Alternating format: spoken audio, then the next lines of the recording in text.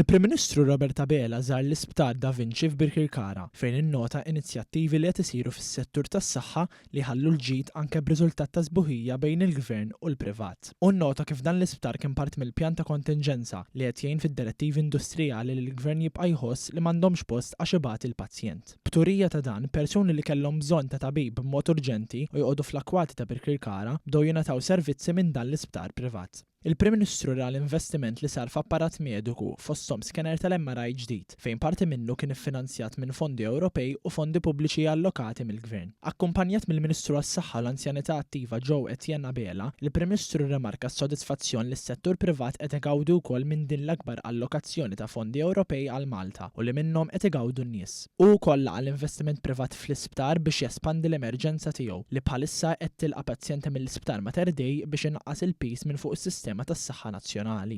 Waqt li faħħar ix-xogħol tal-professjonisti kollha fl-Isptar Da Vinci, il-Prim Ministru enfasizza l-impenn tal-Gvern biex joffri aktar opportunitajiet ta' finanzjament lin-negozji u intrapriżi li jikkontribwixxu għat tkabbir ekonomiku u għas-saħħa pubblika tal-pajjiż.